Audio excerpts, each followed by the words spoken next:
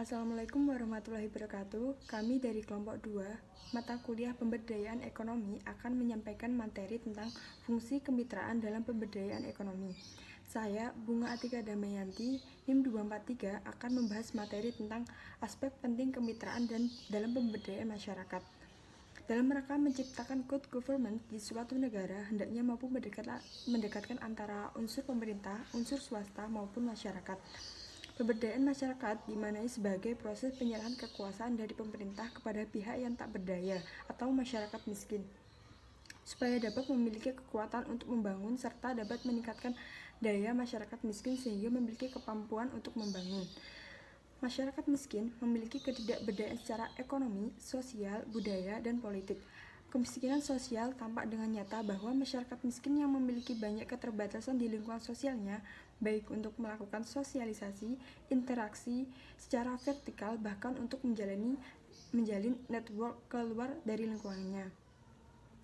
Secara kultural, masyarakat miskin mendapatkan perlakuan yang tidak setara dipandang undergate dalam segmentasi atau struktur sosial, dan secara politis, masyarakat miskin yang tidak memiliki peluang untuk melakukan negosiasi terhadap kebijakan-kebijakan yang diberlakukan di wilayahnya, bahkan kebijakan mengintervensi di banyak segi kehidupan mereka sekalipun. Menciptakan keberdayaan masyarakat merupakan tanggung jawab bersama antara pemerintah, swasta, atau masyarakat kemitraan yang serasi, selaras, dan seimbang. Ide dasar kemitraan dimunculkan secara kritik pendekatan pembangunan yang bersifat top-down, yang kemudian memposisikan pemerintah sebagai aktor dominan dan membiarkan sikap keacuh-tak-acuhan pihak swasta terhadap proses pemberdayaan kaum lemah. Fenomena karbonis birokrasi sebenarnya juga merupakan akibat dari sikap pemerintah dan swasta yang ingin menguasai aset pembangunan secara sepihak, selama pemerintah dan swasta berkolaborasi hanya untuk menangguk keuntungan personal atau sekelompok orang tanpa menghiraukan pendekatan kaum lemah.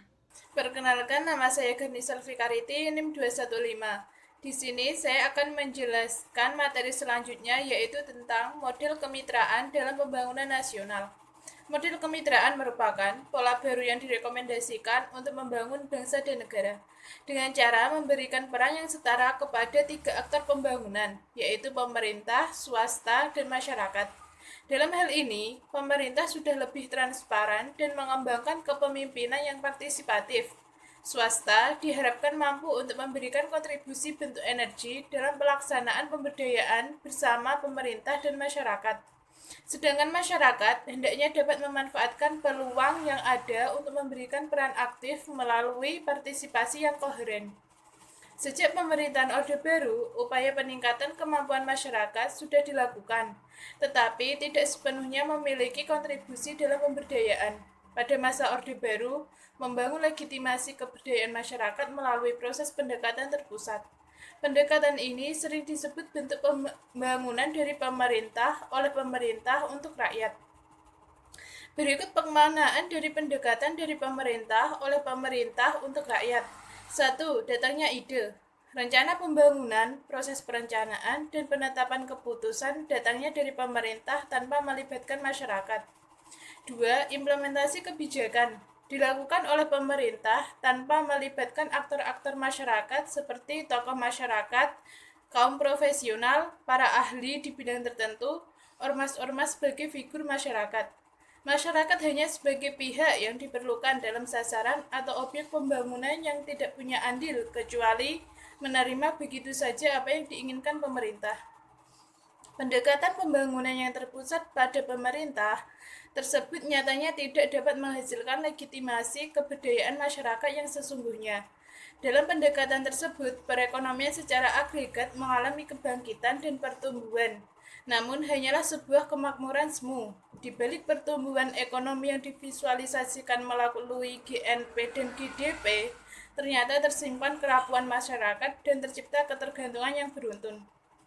Dengan adanya kelemahan dari pendekatan pembangunan tersebut, maka digantikan dengan pendekatan kedua, yaitu pendekatan pembangunan dari pemerintah bersama rakyat, oleh pemerintah bersama rakyat untuk rakyat.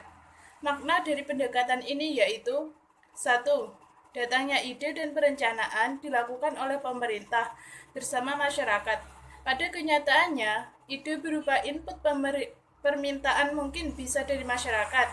Namun, dalam proses formal terbentuknya kebijakan seringkali sudah dikendalikan oleh pusat. 2. Pelaksanaan kebijakan pembangunan dilakukan pemerintah bersama masyarakat. Masyarakat secara keseluruhan tidak dapat mengakses secara otomatis, karena dalam hal ini tetap ada katup yang mengatur secara formal. Masyarakat sudah mulai ditempatkan sebagai subjek pembangunan, tetapi masih bersifat selektif. Masyarakat yang terlibat langsung sebagai pelaku utama masih sangat sedikit jumlahnya. Yang ketiga, pada hakikatnya, masyarakat masih merupakan tujuan dari pembangunan itu sendiri, sehingga intervensi pemerintah terhadap masyarakat masih sangat kental. Pendekatan ini sebenarnya sudah mencerminkan suatu watak kemitraan antar pemerintah dan masyarakat umum.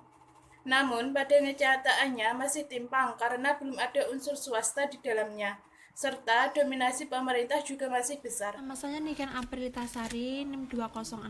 Di sini saya akan menjelaskan materi selanjutnya, yaitu pendekatan pembangunan yang ketiga ini dilontarkan sebagai upaya untuk merealisasikan bentuk kemitraan pemerintah dan masyarakat.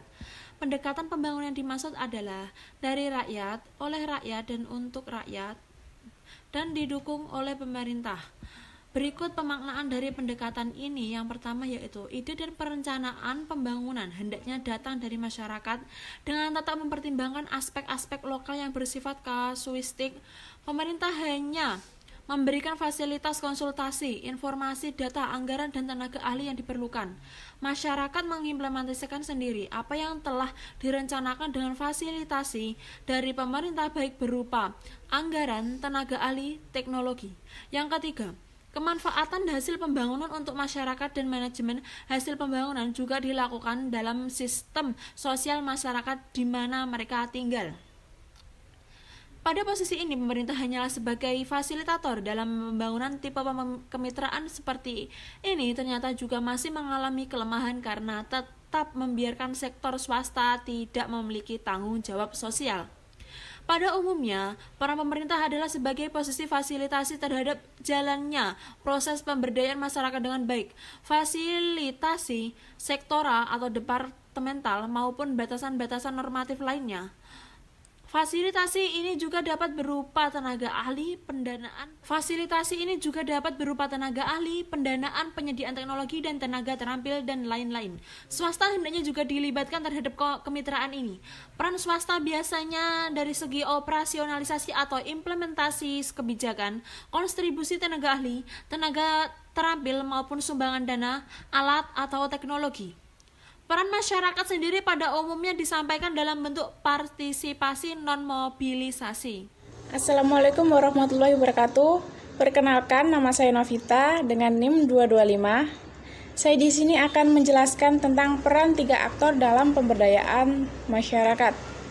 Dalam pemberdayaan masyarakat, perlu sebuah rancangan kontribusi 3 aktor yang meliputi pemerintah, swasta, dan masyarakat. Peran 3 aktor tersebut akan saya jelaskan satu persatu. Yang pertama yaitu dari aktor pemerintah. Peran dalam pemberdayaannya yaitu meliputi formulasi dan penetapan polis, implementasi monitoring, dan evaluasi mediasi.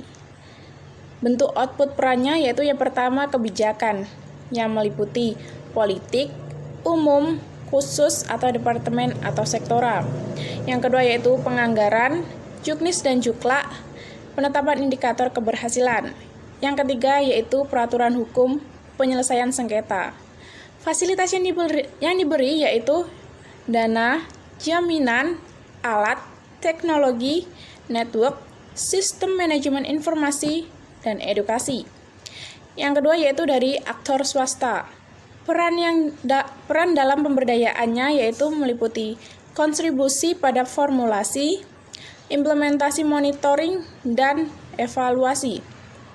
Bentuk output perannya yaitu konsultasi dan rekomendasi kebijakan, tindakan dan langkah atau policy action, implementasi, donatur, private investment, dan pemeliharaan.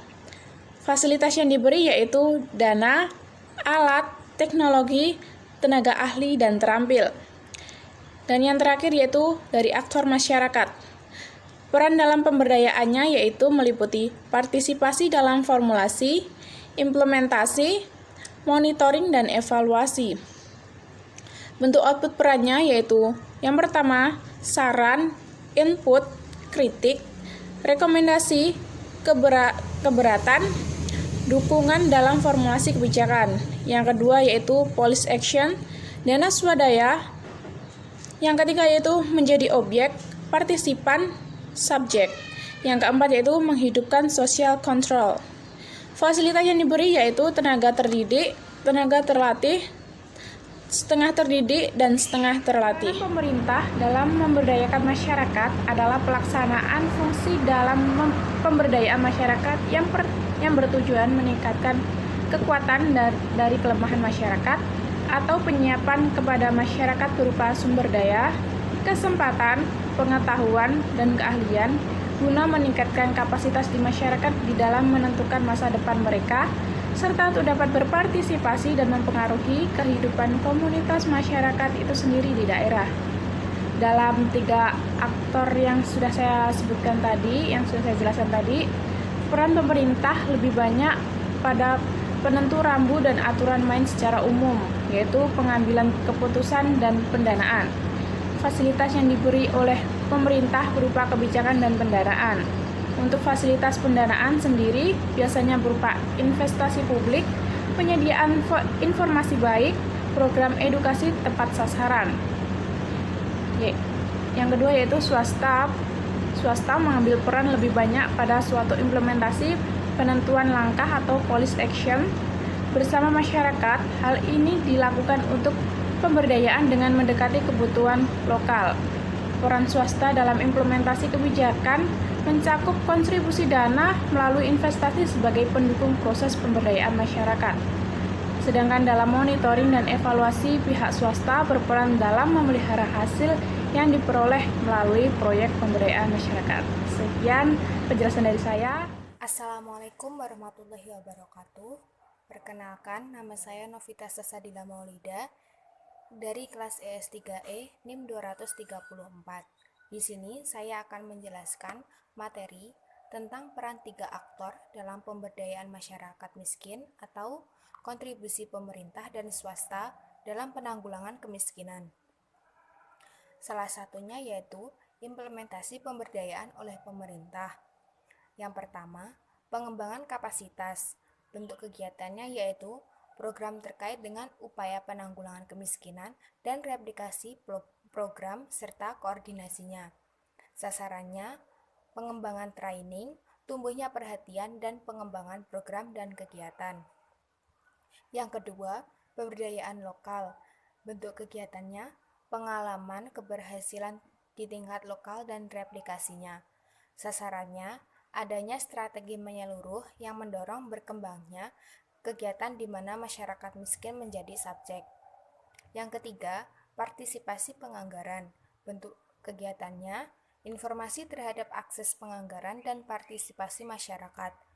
Sasarannya, berkembangnya strategi penganggaran yang melibatkan masyarakat publik, analisis, dan monitoring. Yang keempat, orientasi pelayanan pemerintah daerah kepada masyarakat. Bentuk kegiatannya, menjamin peningkatan fokus kemiskinan dan pengembangan rencana dan penganggaran kemiskinan. Sasarannya, manajemen lokal tentang penanggulangan kemiskinan, adanya standar pelayanan masyarakat. Sekian penjelasan dari saya. Wassalamualaikum warahmatullahi wabarakatuh. Assalamualaikum warahmatullahi wabarakatuh. Hai teman-teman, perkenalkan saya Lailatul Rahmah, NIM 124021931197. Baik, saya akan melanjutkan penjelasan dari pemateri sebelumnya dalam subbab peran 3 aktor dalam pemberdayaan masyarakat miskin. Pada tabel yang telah diterangkan sebelumnya, yaitu dalam kontribusi pemerintah dan swasta dalam penanggulangan kemiskinan, sektor swasta juga memiliki keterlibatan dalam pemberdayaan masyarakat ini. Ada 2 kegiatan. Yang pertama yaitu koordinasi dalam strategi penanggulangan kemiskinan. Apa sih bentuk dari kegiatan ini? Bentuk dari kegiatan ini yaitu perusahaan swasta membantu penanggulangan kemiskinan untuk prioritas serta fokus yang berdampak luas bagi masyarakat. Serta sasaran apa yang dilakukan oleh kegiatan sektor swasta ini? Sasarannya yaitu koordinasi dengan perusahaan swasta untuk mengupayakan agar swasta dapat berperan besar dalam strategi serta inisiatif dalam penanggulangan kemiskinan. Yang kedua, kegiatan dari sektor swasta ini yaitu partisipasi mereka dalam penganggaran, dan bentuk dari kegiatan ini sendiri adalah partisipasi pada beberapa strategi yang perusahaan swasta itu miliki. Serta sasaran apa sih dari kegiatan ini? Sasaran dari kegiatan ini yaitu terciptanya kemitraan antara pihak swasta dengan masyarakat itu sendiri. Namun jika kita lihat dari tabel yang telah kami paparkan, bahwasanya peran 3 aktor tersebut belum memiliki porsi yang seimbang, di mana masyarakat tidak tahu peran apa dan di mana dalam pemberdayaan mereka sendiri, sedangkan pemerintah dan swasta memiliki porsi yang seimbang dalam peranannya masing-masing yang berbentuk kerjasama dalam pemberdayaan masyarakat itu. Dalam hal ini, masyarakat bukanlah menjadi subjek atau menjadi aktor langsung dalam proses pemberdayaan masyarakat miskin, tetapi masyarakat hanyalah menjadi objek dalam pemberdayaan masyarakat ini. Sementara itu, konsep dari kemitraan itu sendiri adalah memberikan peran yang seimbang antara 3 aktor, yaitu pemerintah, pihak swasta, maupun masyarakat itu sendiri. Namun dalam hal ini masyarakat belum diberikan ruang untuk mereka berekspresi serta mereka beraksi dalam pemberdayaan mereka sendiri. Padahal pada kenyataannya masyarakat banyak memiliki inisiatif dalam meningkatkan kondisi di lingkungannya dengan melakukan pembangunan, baik itu renovasi bangunan yang rusak-rusak, jalan yang rusak,